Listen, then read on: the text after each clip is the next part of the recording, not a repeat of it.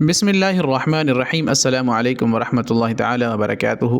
قرآن کے وہ الفاظ جو بارہا استعمال ہوئے ہیں اور ہم آپ کو انشاءاللہ بتائیں گے کہ یہ قرآن میں کہاں استعمال ہوئے ہیں اور ان کو کیسے یاد رکھا جا سکتا ہے۔ اب اللہ ہے تو کئی مرتبہ آیا ہے قرآن میں، ایک دو مثالوں کے ساتھ میں آپ کو بتاؤں گا، تو اس کو ذہن نشین کر لیجئے، جہاں بھی آئے تو آپ نے اس کو انشاءاللہ ریمائنڈ کر لینا ہے۔ اللہ اس کا مطلب مگر یا سوائے آتا ہے، جیسا کہ وما خلقت الجن والانس الا لیعبدون، الا لیعبدون، ہم نے نہیں پیدا کیا انسانوں اور جنوں کو مگر اپنے عبادت کے لیے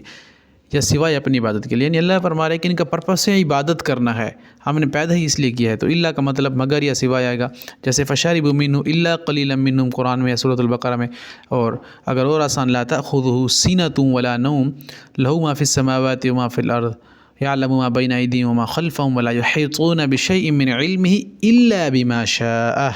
لا تأخذہ سینۃ ولا نوم، اس کو نہ نیند آتی ہے نہ اس کو اونگ آتی ہے،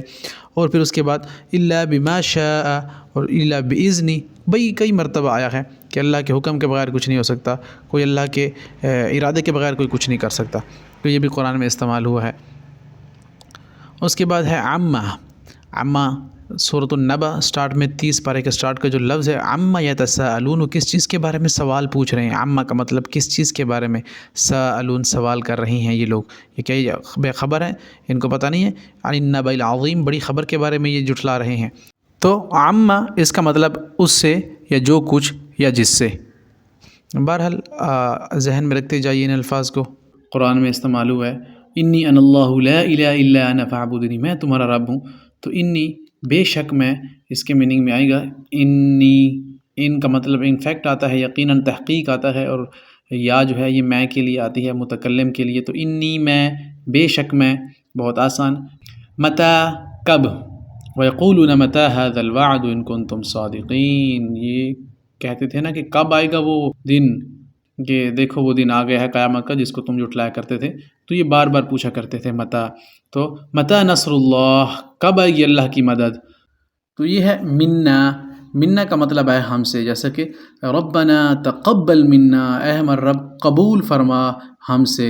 وتب علی انک انت التواب الرحیم، تو منا کا مطلب ہم سے آتا ہے۔ قرآن میں اور بھی کافی مقامات پر استعمال ہوا ہے، تو یہ قرآن میں استعمال ہوا ہے متی، کب آئے گی اللہ کی مدد، متی نصر اللہ، آسان ہے۔ بلا اس کا مطلب آتا ہے جی ہاں کیوں نہیں، قال بلا ولکن لیطمئن قلبی، قال کہا بلا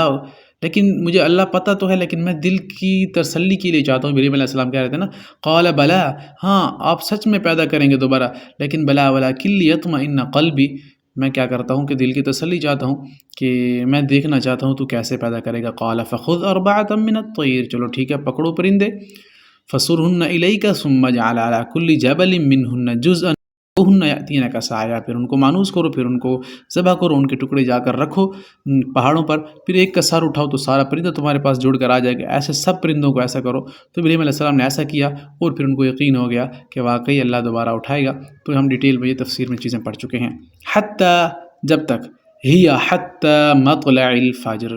ہی حتی یعنی سورۃ القدر میں ہے کہ انا انزلناہ فی لیلۃ القدر وما ادراک ما لیلۃ القدر، ابھی آگے آ رہا ہے نا رمضان المبارک، تو اس کے لیے دعائیں بھی کرنی چاہیے اللہ سے۔ رسول اللہ صلی اللہ علیہ وسلم دعا کیا کرتے تھے، اللہم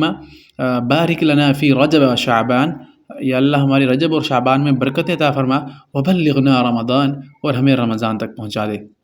تو سورۃ القدر کی فضیلت بھی انشاءاللہ ہم دیکھیں گے، اور اس میں فرمایا گیا ہے کہ سلام ہی حتی مطلع الفجر، اس رات سلامتی ہی سلامتی ہے، یعنی 27ویں رات، طاق راتوں کو کہا جا رہا ہے، یہاں تک کہ صبح ہو جائے، صبح تک یعنی جب تک کہ صبح نہیں ہوتی تب تک سلامتی ہی سلامتی رہے گی۔ یہ قرآن میں استعمال ہوا ہے سورۃ القدر میں۔